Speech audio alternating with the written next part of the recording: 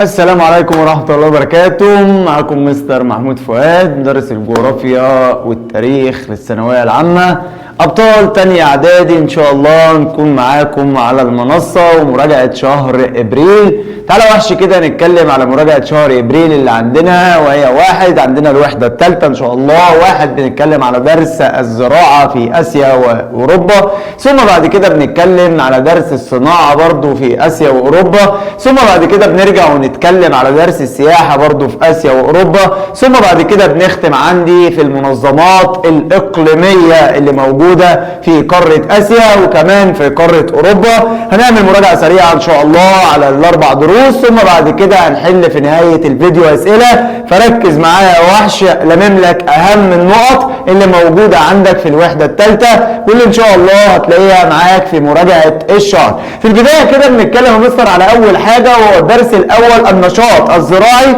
في قارة آسيا وفي قارة أوروبا. احنا اتكلمنا إن احنا بنقول في البداية إن بيتنوع النشاط الزراعي في قارة آسيا وفي قارة أوروبا. خلي بالك لأن عندي إنتاج آسيا من المحاصيل الغذائية، بعض المحاصيل المهمة اللي احنا اتكلمنا عليها في الدرس زي القمح زي الرز زي الحاجات دي اللي احنا بنتكلم عليها. فخلي بالك كويس يا وحش من الحتة دي. خلي بالك ان القوى العاملة في قارة آسيا اكبر بكتير من القوى العاملة اللي موجودة في قارة أوروبا، لان في قارة آسيا بتشكل خمس القوى العاملة بينما في قارة أوروبا بتشكل 4%. عندنا بعض المحاصيل الزراعية المهمة اللي احنا هنتكلم عليها. فواحد بيقول لك بيتنوع النشاط الزراعي في قارة آسيا وفي قارة أوروبا مساهمة في اقتصاد القارتين. اثنين بيعمل بالنشاط الزراعي زي ما احنا قلنا خمس القوى العاملة، بينما في قارة أوروبا كابتن 4%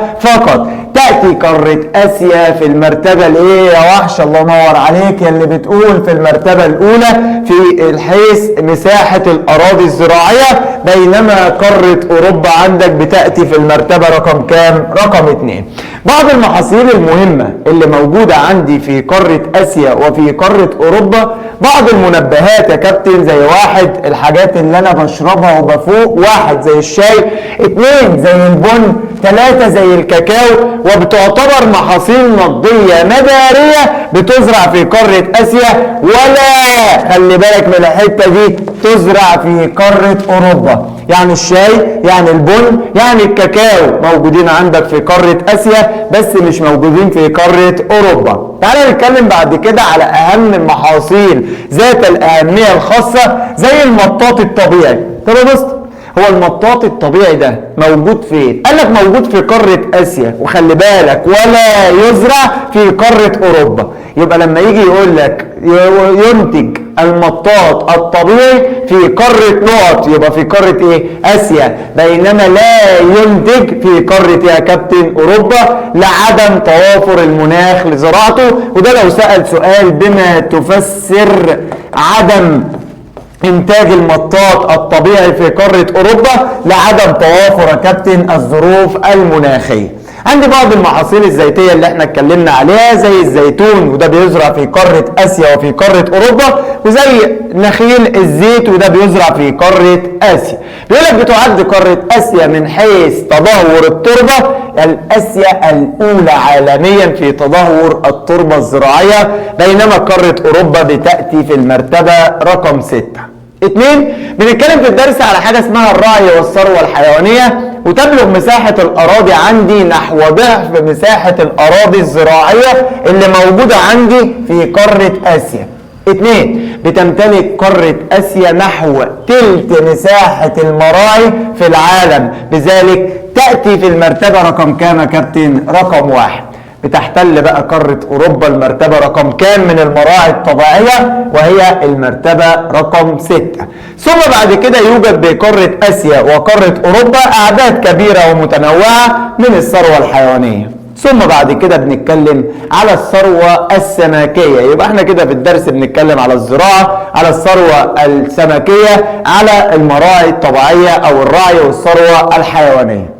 في البداية بيقول لك هنا بتحتل قارة آسيا المركز الأول عالميا في إنتاج الأسماك، بينما قارة أوروبا بتأتي في المركز رقم كام يا كابتن؟ 2. بتسهم المصايد الطبيعية بنحو ثلث الإنتاج السمكي في قارة آسيا، ونحو 3/4 الإنتاج السمكي في قارة أوروبا. ومن أهم المصايد البحرية اللي موجودة، ودي نقطة مهمة اللي موجودة في قارة آسيا، منطقة شمال وشرق وجنوب قارة آسيا. يبقى شمال وشرق والجنوب الايه؟ الشرقي. معنى كده ان غرب اسيا مش موجود عندنا مصايد لان مفيش مسطحات مائيه هناك، بينما في قاره اوروبا قال لك في اتجاه الغرب والشمال وغرب قاره اوروبا. يبقى انا عندي منطقه غرب وشمال غرب قاره اوروبا دي موجود فيها انتاج سمكي. ثم بعد كده المصايد الداخليه بتمثل في الانهار والبحيرات المنتشره في القارتين، وبتسهم المزارع السمكيه في قاره اسيا بتلتين الانتاج. اظن انا براجع لك كده المعلومات اللي اتذكرت عندي في الدرس ده. تعالى بقى نروح نتكلم على نقطه مهمه، وهي المحاصيل الزراعيه اللي موجوده عندي أو في قارة آسيا. بتبذل آسيا وأوروبا جهودا كبيرة لتنمية الزراعة والثروة الحيوانية والثروة السمكية. أهمها إن دايما قارة آسيا وأوروبا بيشجعوا على نوع من الزراعة، وهي الزراعات الرقمية، أو 2 الزراعات العضوية.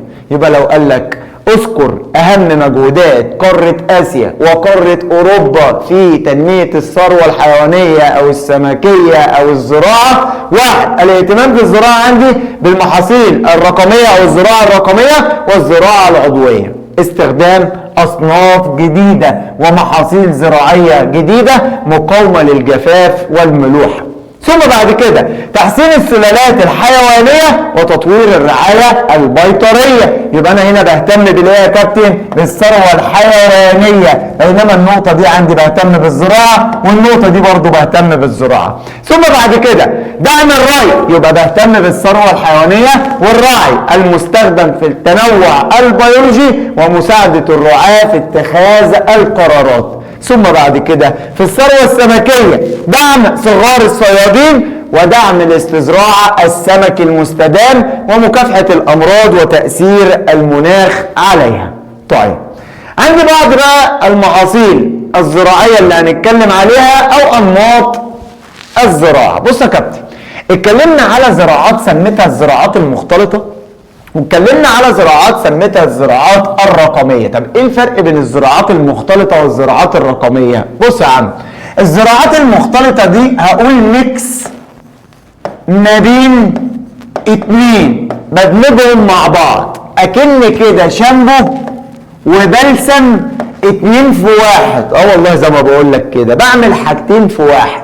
يعني ايه يا مستر؟ يعني بزرع، وعشان كده سميتها زراعة. طب يعني ايه زراعة مختلطة؟ بعمل ميكس ما بين 2. احنا ما عندناش مراعي مثلا في قارة اسيا او في قارة اوروبا. انا هعمل مراعي طبيعية، هبتدي ان انا ازرع حتة ارض، يبقى انا كده اهتميت بالزراعة، وعلى حتة الارض اللي انا زرعتها دي هحط بعض الحيوانات، يبقى انا كده عملت حاجتين، اهتميت بالزراعة، وتاني حاجة اهتميت بالرعي عشان اكبر اقتصاد القارة نفسه. يبقى انا عندي زراعة وعندي رعي بستفيد منهم في حتة الثروة الحيوانية، ودي الزراعات المختلطة. بينما الزراعات الرقمية وهي تحول الزراعة التقليدية اللي هي عادية الى زراعة ذكية معتمدة على حاجة اسمها الذكاء الاصطناعي. يبقى هنا كلمة الذكاء يا كابتن الاصطناعي ده معتمد على الزراعة الرقمية وفق بيانات دقيقة بتحسن كفاءة وإنتاج المحاصيل اللي موجودة جوه القارة. طيب عندي أنماط الزراعة في قارة آسيا. احنا اتكلمنا على الزراعات البسيطة ودي توجد جنوب شرق آسيا، أماكن الاستغلال بتاعتها جنوب شرق آسيا. بينما الزراعات الكثيفة ودي موجودة في منطقة السهول الفيضية. طب في أوروبا موجودة برضو بمساحات واسعة. عندي زراعة سميتها الزراعة الواسعة، ودي اللي منتشرة في دولة قازاخستان وأوزباكستان في قارة آسيا، بينما أوكرانيا وروسيا الاتحادية ودول موجودين في قارة أوروبا، ودي معلومات أنا بأكد لك عليها. بتنتشر مساحات كبيرة عندي من الزراعات المختلطة اللي أنا لسه قايل عليها، ميكس شامبو وبلسم 2 في 1، موجودة في روسيا الاتحادية وموجودة في دولة تركيا. بتتميز الزراعة المختلطة بارتفاع أعداد السكان وانتشار المدن تمثل سوقا رئيسية في الدولة. يبقى أنا عندي كده أماكن توزيع، ثم بعد كده عندي مقارنة ما بين 4 زراعات. طب الخصائص يا مستر بتاعت كل زراعة. 1 بيقول لك إن الزراعات الكثيفة دي زراعة الأرض مرتين أو أكثر في العام الواحد، يعني ممكن أزرعها مرتين 3 4 إلى آخره. بينما الزراعات الواسعة بتستخدم الآلات بصورة واضحة وتحتاج إلى رؤوس أموال كبيرة. ثم بعد كده الزراعات المختلطة اللي احنا قلنا بنعتمد فيها على زيادة اقتصاد الدولة من حيث الدخل القومي. تعالى بقى نتكلم بعد كده على المحاصيل الغذائية الأهمية. طبعا احنا مش محتاجين نعيد تاني، انت عارف كويس ان القمح او الرز او الذرة الشامية او الشيلم ده يشبه القمح، ده محاصيل بسميها محاصيل نقدية، بتعلم من اقتصاد القارة، بتعلم من اقتصاد الدولة المنتجة للقمح او الرز او الذرة او حاجة شبه الشعير. طيب الحاجات ده مستر لازم اركز على ايه؟ دايما تركز على اولى الدول انتاجا ليها. ليه؟ لان دي الاسئلة اللي بتيجي على ايه؟ على الخريطة، وهنروح في اخر الفيديو نحل النموذج ونشوف. طب عايز اسال سؤال، هو القمح ده موجود فين؟ قال لك القمح ده بتحتل الصين اولى دول العالم انتاجا للقمح، بينما بتحتل الهند المرتبه رقم كام؟ رقم 2. يبقى اولى الدول انتاجا للقمح الصين، بينما تاني الدول هنا وهي دوله الهند. عندك في قاره اوروبا، لو انا رحت لقاره اوروبا من القمح، قال لك 1 روسيا الاتحاديه، 2 ودولة فرنسا. خلي بالك من نقطة مهمة، ان هو ممكن يقول لك اولى الدول الاسيوية هتبقى الصين، بس ممكن يلعب عليك ويقول لك اولى الدول الاوروبية وهي روسيا، بينما ثاني الدول هنا هي الهند، بينما ثاني الدول الاوروبية هي فرنسا. بنتكلم بعد كده على المحصول الثاني اللي هو محصول الارز، وده يعتبر ثاني اهم المحاصيل، وده بيتزرع في المناطق الدفيئة والموسمية، بيحتل الهند والصين المرتبة الأولى والثانية. خلي بالك القمح عكس الرز، هنا الصين والهند بينما هنا الهند والصين، يبقى القمح الصين والهند بينما الأرز الهند والصين. طيب في قارة أوروبا قال لك الدول المنتجة ليه هي دولة إيطاليا. يبقى كده أنا لازم أبقى فاهم إن أولى الدول الآسيوية إنتاجا للقمح 1 الصين، 2 الهند. أولى الدول الأوروبية 1 روسيا، 2 فرنسا. بينما الأرز أولى الدول الآسيوية دولة الهند، بينما ثاني الدول دولة الصين، ثم بعد كده أولى الدول في قارة أوروبا إيطاليا. طيب عندي ثالث حاجة الذرة الشامية، وقال لي دي بتتزرع في المناطق اللي هي موجودة في السهول الفيضية. بتاعت هنا الصين أهم الدول المنتجة، الصين الثانية عالميا وتعتبر الأولى آسيويا، بينما دولة أوكرانيا هي أولى دول القارة في إنتاج الذرة الشامية. طيب عندي بعد كده الشيلم اللي هو بيشبه القمح. الشيلم ده تجود زراعته في مناطق المناخ البارد والرطب، بتأتي في المرتبة الثانية عالميا دولة اسمها دولة الصين، دي أولى الدول، بينما الدول الأوروبية وهي دولة اسمها دولة يا كابتن ألمانيا. طيب احنا كده عدنا بسرعة كده أولى الدول، لو عايز تراجعها تاني عدها بسرعة. تعالى بقى نتكلم بعد كده على نقطة تانية وهي بعض المحاصيل في قارة آسيا زي البطاطس وزي البطاطا. وطبعا احنا اتكلمنا الأهمية بتعد رابع أهم محصول غذائي، عدنا الكلام ده زي القمح والرز والذرة. ثم بعد كده مناطق الزراعة بيتزرع في المناطق المعتدلة، فهي لا تتحمل البرودة والحرارة الشديدة. إنتاج قارة آسيا بتأتي في المركز الأول في تصنيف زراعة البطاطس، واهم الدول المنتجة هي دولة الصين. انتاج قارة اوروبا في المركز الثاني، واهم الدول وهي دولة اوكرانيا ودولة روسيا. احنا بنعيد كده على اهم الدول، وخلي بالك من حتة اهم الدول لان دي اللي دايما بتتذكر. طيب البطاطا قال لك بتنمو في المناطق المدارية والدافئة، ثم بعد كده بتأتي في المرتبة الاولى من حيث تلك الانتاج، ومن اهم الدول دولة الايه؟ الصين. خلي بالك ان كده الصين عمالة تتكرر اكتر من مرة. لا تزرع في اوروبا لعدم توافر المناخ الملائم، وللاسف بقى ده مش موجود في قارة يا كابتن، في قارة اوروبا بطاطا. يبقى البطاطا في اسيا ومش موجودة في اوروبا. تعال نتكلم على المحاصيل السكرية زي قصب السكر، وهنا بتحتل دولة الهند أولى الدول للقارة، بينما بنجر السكر أهم الدول المنتجة ليه وهي دولة تركيا، بتحتل المركز الأول عالميا دولة اسمها دولة روسيا الاتحادية. أنا بعد لك بسرعة كده على أهم الدول. طيب عندي الثروة الحيوانية والرعي بعد كده. الأبقار اللي بتحتل هنا المركز الأول عالميا قارة اسمها قارة آسيا، بينما قارة أوروبا قال لك بتأتي في المركز الخامس. يبقى احنا عندنا في الأبقار قارة آسيا الأولى، بينما أوروبا الخامس. عندي هنا الهند أولى الدول، بينما عندي هنا روسيا.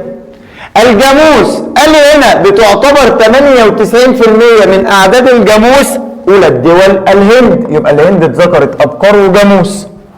يندر تربيتها في القارة، يعني الجاموس مش موجودة في قارة ايه؟ أوروبا. طب الأغنام والماعز يا مستر؟ الهند والصين اتكرروا تاني، بينما هنا يوجد نحو 10% بس من الماعز، ويقل وجود الأغنام. الإبل قال يوجد حوالي 16% من الإبل، وأولى الدول السعودية وباكستان. خلي بالك السعودية أول مرة تظهر معانا. بيندر تربيتهم في قارة أوروبا. الدجاج نحو تلتين أعداد دجاج العالم، 1 دولة الصين، 2 دولة اسمها دولة أندونيسيا، حيث يوجد لها دولة أو قارة أوروبا، 1 دولة روسيا، 2 دولة فرنسا. أنا عدت لك بسرعة كده على الدرس. تعال نروح نشوف الدرس الثاني اللي بيتكلم فيه على الصناعة يا كابتن. 1 بقى هنتكلم على الجزء الأهم في حتة الصناعة في الدرس الثاني. طيب 1 تذكر أن الصناعة تعد الصناعة من مقياس رئيسي للشعوب وازدهارها. بص كلمة مرادف دولة قوية دلوقتي بقى مرادف دولة صناعية، فاعرف وتأكد الدولة دي لو دولة صناعية تبقى دولة قوية. طب يا عم، شهدت الصناعة في قارة آسيا تطور كبير في العقود الأخيرة. والعقد احنا قلنا 10 سنين، يعني من 30-40 سنة ابتدت تشهد الصناعة نهضة، وكانت أوروبا مركز النهضة نفسها الحديثة التي غيرت وجه العالم، لأن قامت بها الثورة الصناعية الأولى اللي قامت من قارة أوروبا. تتنوع الصناعات في قارة آسيا وفي قارة أوروبا من حيث الصناعات الاستخراجية أو الصناعات التحويلية. تعال بقى نتكلم على نوعين من الصناعة. 1 مستر يعني ايه صناعات استخراجية؟ قال لي الصناعات الاستخراجية اللي أنا بستخرجها من باطن الأرض. يبقى الصناعات الاستخراجية هي الصناعات التي يتم استخراجها من باطن الأرض، زي البترول، زي الفحم، زي الغاز الطبيعي، زي مصادر الطاقة كلها، أو زي المعادن كلها. بيقول هنا الصناعات واستخراج البترول والغاز الطبيعي في آسيا الصين والسعودية أولى الدول إنتاجا للبترول أو المعادن. ثم بعد كده يوجد في قارة أوروبا روسيا الاتحادية ودولة أوكرانيا. يبقى الصناعات الاستخراجية اللي موجودة في آسيا الصين والسعودية، بينما اللي موجودة في أوروبا روسيا وأوكرانيا. طب الصناعات الخشبية، الخشب بقى مستر؟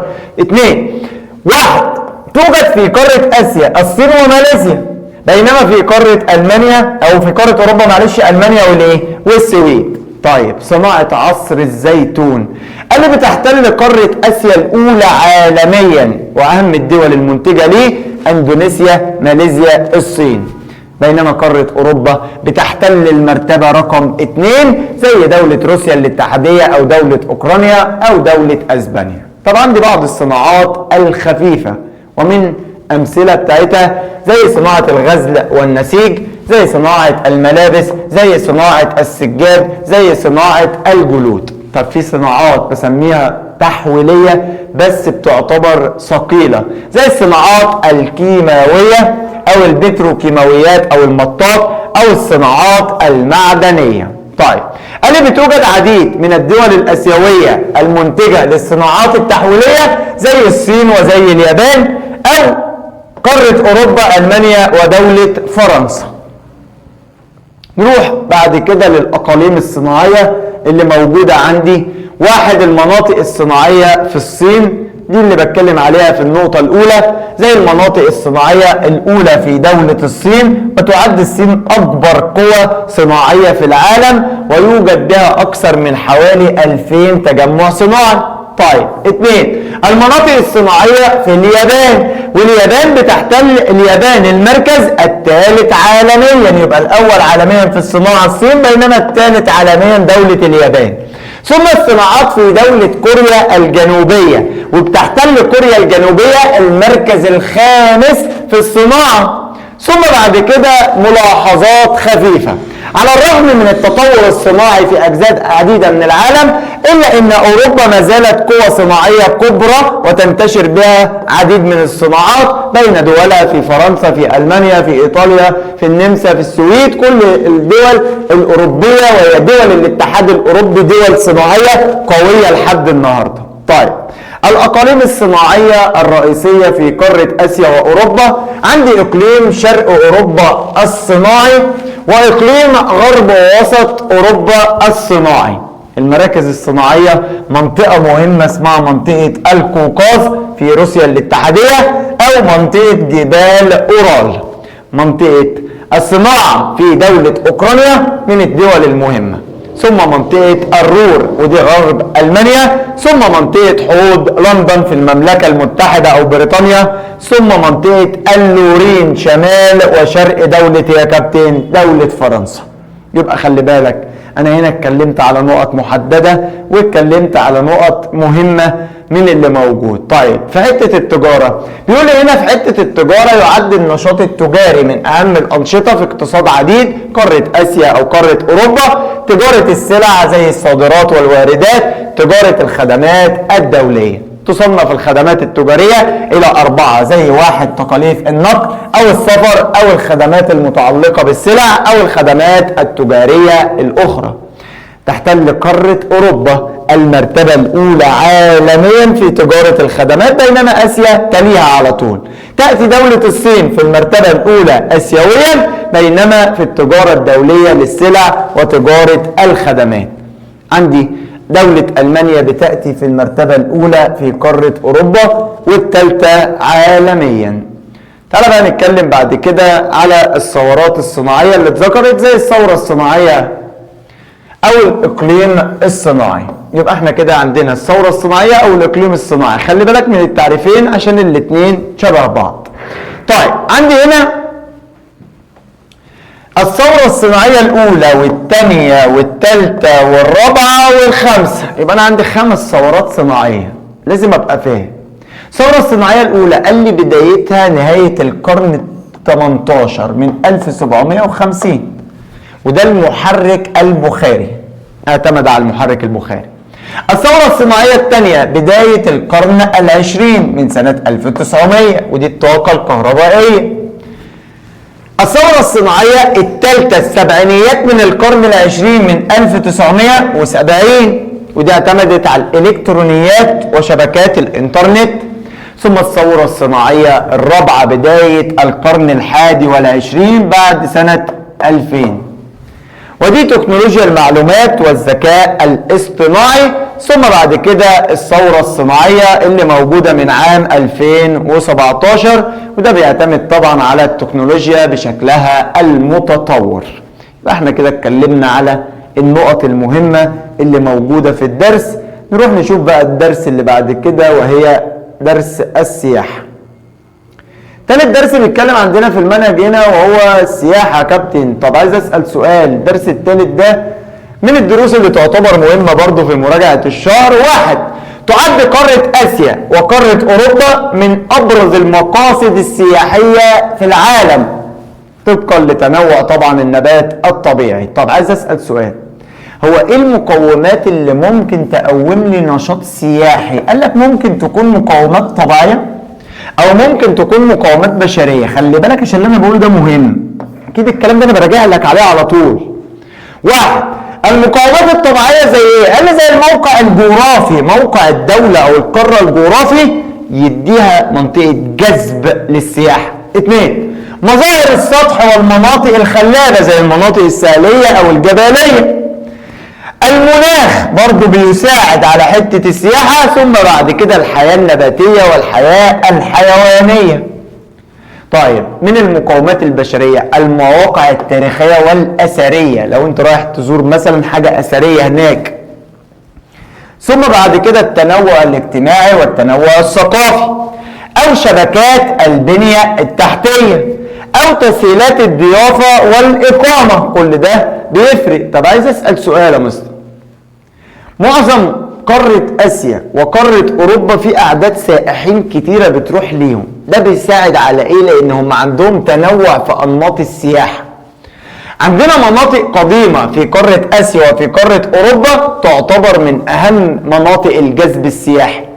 بتتميز قاره اسيا وقاره اوروبا عن باقي قارات العالم بتنوعها الاجتماعي والثقافي.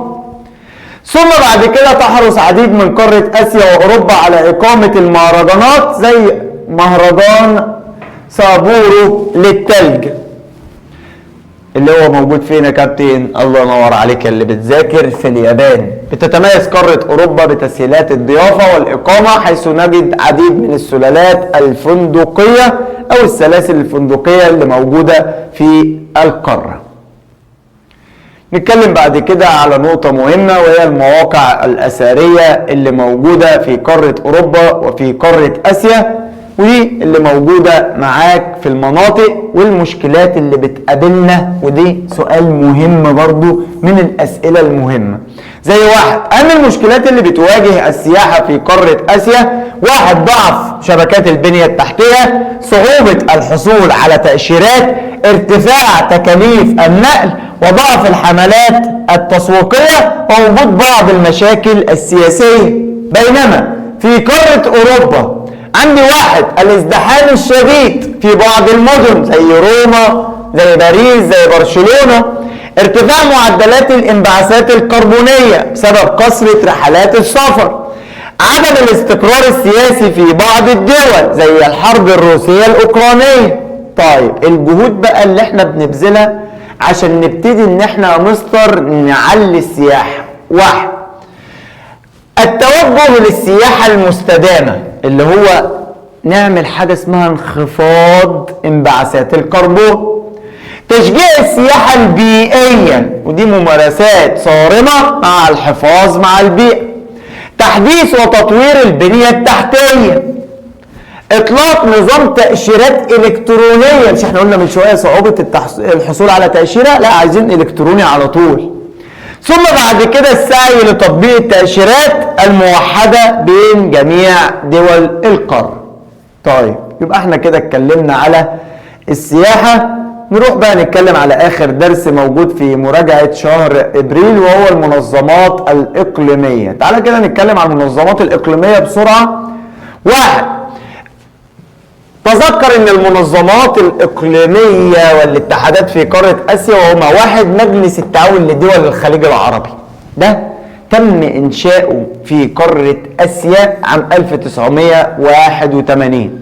مجلس التعاون لدول الخليج العربي، كنا عايزين نعمل إنشاء السوق الخليجية المشتركة، نعمل استثمار في بعض المجالات زي الزراعة زي الصناعة. قام بعض دول المجلس بتطوير الموانئ، تحسين جودة الحياة لجميع المواطنين، السعي للتحول الذي يعتمد على الاقتصاد الأخضر.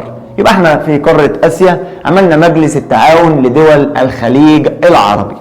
بينما في قارة أوروبا عملوا حاجة على فكرة مشهورة جدا، وهو الاتحاد الأوروبي، يتمثل في 27 دولة بعد ما كانوا 28 انجلترا طلعت منهم. ده ابتدى يعمل أدوار زي تحقيق الأمن والسلام في إرسال مبدأ السلام بعد الحرب العالمية الثانية، تحقيق التنمية الاقتصادية، فأصبح أقوى اتحاد على مستوى العالم وهو الاتحاد الأوروبي. ثم بعد كده رابطة دول جنوب شرق آسيا اللي هي آسيان. تعد رابطة جنوب شرق آسيا منظمة إقليمية آسيوية تأسست 1967 وبدأت ب5 دول وهما اندونيسيا، ماليزيا، الفلبين، سنغافورة ودولة تايلاند. وصلت حاليا الى 10 دول بجانب تبادل الدول الاعضاء بالرابطة تولي رئاستها لمدة عام واحد على التوالي. من اهمها: واحد، ان احنا عايزين ننشر السلام وحل النزاعات بس بالطرق السلمية. التصدي للجرائم الالكترونية واعمال الهكر والمخدرات. انشاء منطقة تجارة حرة، ان احنا لما نيجي نصدر ونستورد من بعض ما نفرضش على بعض ضرائب او جمارك. بناء هوية اقليمية مشتركة وترسيخ استخدام الانتماء، ان احنا يبقى كلنا شعب منتمي. نتكلم بقى على اخر حاجة قبل ما نحل، وهو المقارنة البسيطة الجميلة كده ما بين مجلس التعاون لدول الخليج العربي المقر الرياض بالمملكة العربية السعودية، يبقى مقرها الرياض، بينما الاتحاد الأوروبي مقره معلومة إسرائيلية بروكسل عاصمة دولة بلجيكا، بينما رابطة جنوب شرق آسيا بانكوك عاصمة تايلاند. طيب يبقى احنا كده عندنا مجلس التعاون، الاتحاد الاوروبي، رابطة دول جنوب شرق اسيا. احنا لسه قايلين من شوية وملخصين الاهداف كلها. واحد، عايزين نعمل تحقيق التكامل بين دول الاعضاء في مجلس التعاون، تعميق الروابط المشتركة، وضع انظمة متماثلة في المجالات الاقتصادية والمالية والتجارية، ودفع عجلة التنمية. طيب الاتحاد الاوروبي احنا قلنا توفير الحريه والامان والعداله، وده اللي بيعملوه فعلا حاليا في قاره اوروبا، تحقيق الديمقراطيه والتساوي بين كافه المواطنين. تامين حدود الاتحادات الخارجيه وتوفير حريه التنقل، وعلى فكره من اشهر الامثله اللي موجوده في الحصول على التاشيره في السياحه الاتحاد الاوروبي. تحقيق تنمية مستدامة قائمة على اقتصاد متوازن. المساهمة في تحقيق السلام والأمن على مستوى مستدام بالنسبة للأرض.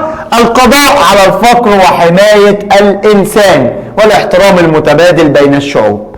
بينما قارة أو آسيا أو تعرف بآسيان تسريع النمو الاقتصادي والتقدم، عشان احنا عاملين مجموعة دول عايزين ننهض اقتصاديا. تعزيز السلام والتعاون في مختلف المجالات بين دول الأعضاء مع المنظمات الدولية والمنظمات الإقليمية.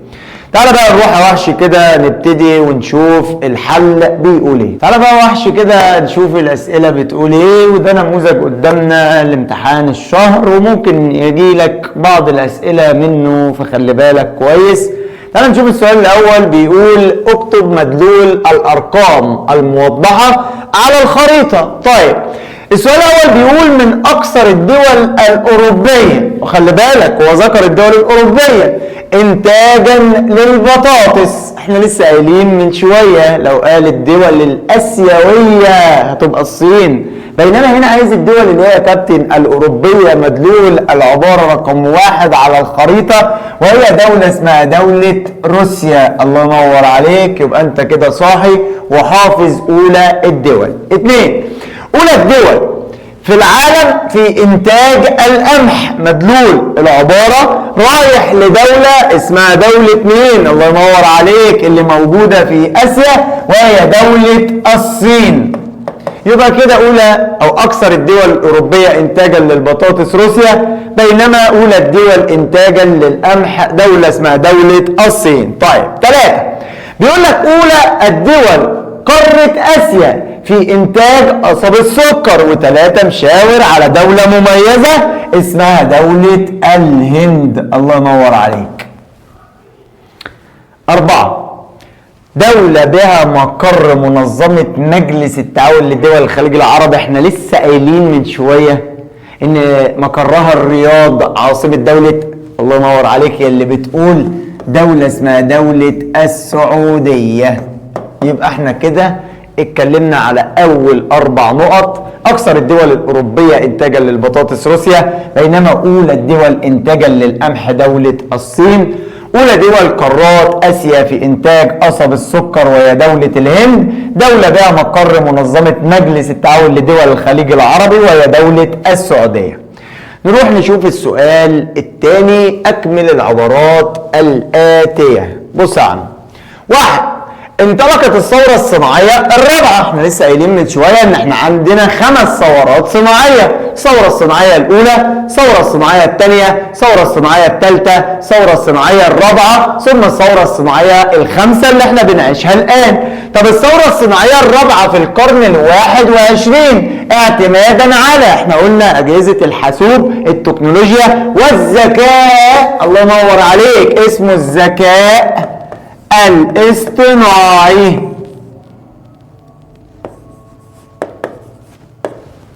2.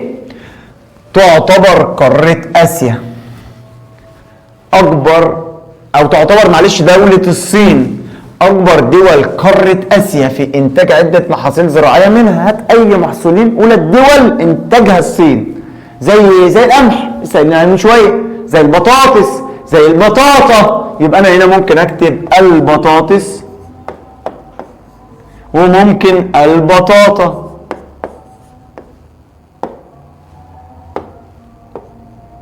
طيب، تتسم منطقة القوقاز الصناعية، منطقة القوقاز اللي موجودة في روسيا، ودي معتمدة بغناها على البترول، الله ينور عليك. طيب، تصنف الخدمات التجارية إلى 4 فئات، احنا صنفناهم من شوية. خدمة تجارية زي خدمة السفر،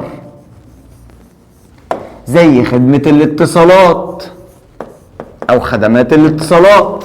طيب، تحتل دولة نقط المركز الأول آسيويا في عدد السائحين. دولة احنا اتكلمنا عليها من شوية، جدع جدع يا اللي بتقول. دولة اسمها دولة تركيا، ودي في المرتبة رقم كام؟ رقم 1. تعالى بقى نروح نشوف السؤال الثالث. بيقول دلل على صحة أو خطأ العبارة، أو اكتب كلمة صواب أو خطأ. 1. بيقول لك اعتمدت الثورة الصناعية الثانية على الطاقة الكهربائية. ما احنا قلنا اعتمدت الطاقة الكهربائية في الثورة الصناعية الثانية، بس البخارية كانت في الثورة الصناعية الأولى. يبقى العبارة صح يا كابتن. 2. تحتل قارة آسيا المركز الأول عالميا في إنتاج الأسماك. ما احنا قلنا شمال وشرق وجنوب شرق آسيا، يعني معنى كده إن هي عندها مصايد سمكية، فالعبارة بتعتبر صح. 3. ترتكز تربية الأغنام والماعز في قارة آسيا بين دولتي الهند والسعودية. اقف بقى، خلي بالك، ولعب عليك بحتة صغيرة. الهند ماشي، بس الهند والسعودية لا. جدع يلي بتقول الهند والصين، يبقى العبارة خطأ يا كابتن. الأغنام أو الماعز موجودين في الهند وموجودين فين؟ في الصين. السؤال اللي بعده. تنتشر الصناعات التحويلية. صناعات تحويلية، يحولوا حاجة لحاجة. حديد بيطلعوا منه سيارات، يطلعوا منه طائرات. هل موجود في آسيا وأوروبا؟ ما احنا قلنا من أهم المحاصيل، أو أهم الصناعات اللي موجودة اللي في آسيا وأوروبا الصناعات التحويلية، يعني العبارة صح. تعتمد قارة أمريكا الشمالية أولى قارات العالم من حيث عدد السائحين. احنا سائلين من شوية. قارة اسمها قارة إيه؟ أوروبا. يعني العبارة هنا خطأ. السؤال بيقول بما تفسر وجود أكبر مراكز صناعة في الحديد والصلب في دولة أوكرانيا. اشمعنى أوكرانيا عندها مراكز من الحديد والصلب؟ لأنها بتتميز بوجود الفحم والحديد. طيب، الفحم والحديد بالنسبة لي بيعتمد على صناعة السيارات، وكمان مراكز الطاقة المتجددة. طيب عندي هنا بيقول لك بما تفسر إطلاق دولة السعودية مشروع نيوم للاقتصاد الأخضر. وإيه الاقتصاد الأخضر؟ اللي هو تقليل انبعاثات الكربون، عايز أقلل انبعاثات الكربون. طب اشمعنى عملت كده السعودية؟ ليكون أكبر المشاريع الصناعية في العالم. طيب السؤال اللي بعده، تبذل قارتي آسيا وأوروبا جهودا كبيرة لتنمية الزراعة والثروة الحيوانية وكمان الثروة السمكية. هات أي 3 مجهودات اتكلمنا عليهم. هو احنا قلنا ايه يا كابتن؟ ليه بيبتدوا ان هم يهتموا بهدف تحقيق حاجة اسمها الأمن الغذائي؟ يبقى تحقيق الأمن الايه؟ الغذائي. طيب عندي السؤال اللي بعده، أهمية الصناعة في قارتي آسيا وأوروبا. هي أصلا أهمية الصناعة كابتن؟ أهمية الصناعة كابتن دعم النمو الاقتصادي، توفير فرص عمل. أظن يعني الحاجة سهلة بالنسبة لك. طيب تواجه السياحة العديد من المشكلات في قارة آسيا. وخلي بالك حدد لك القارة، يعني ما ينفعش اكتب نقط في قارة أوروبا. فاكر من شوية قلت لك ان انا في قارة آسيا عندي صعوبة في الحصول على التأشيرة. يبقى 1 عندي صعوبة الحصول على التأشيرات. يبقى صعوبة الحصول عليها يا كابتن التأشيرات. ضعف الشبكات البينية بين دول آسيا.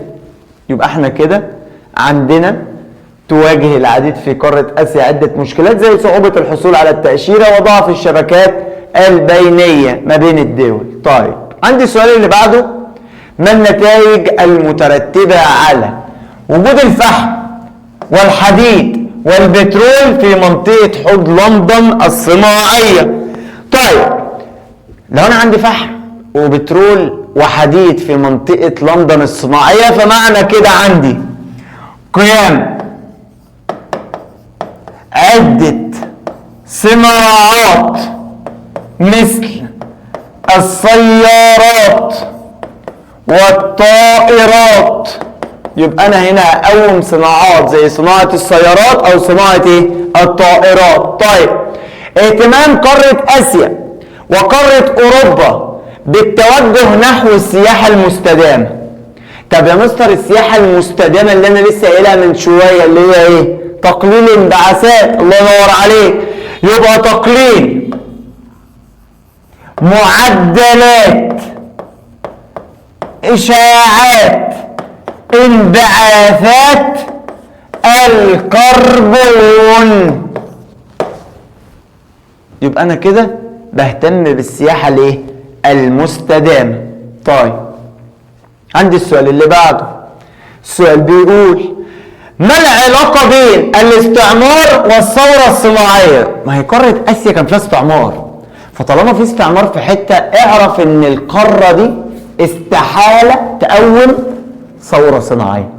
يبقى وجود الاستعمار في قارة آسيا ساعد على تأخر الثورة الصناعية اهو. طب السؤال اللي بعده، المقومات الجغرافية. احنا قلنا في مقومات جغرافية للسياحة وفي مقومات بشرية للسياحة، وعايز الموقع الجغرافي ده من المقومات الايه؟ الطبيعية. هنا بيقول لك الموقع الجغرافي بيجعلها قريبة من المناطق الرئيسية المصدرة في السياحة. يبقى وجود الموقع الجغرافي لقارة أوروبا والسياحة ده يجعلها قريبة من المناطق اللي فيها أصلا يا كابتن سياح. طيب السؤال اللي بعده، وقوع معظم قارة أوروبا ضمن الأقاليم المناخية المعتدلة. طيب وقوع عليه، لذلك تأتي قارة أوروبا أكبر قارة في جذب السائحين.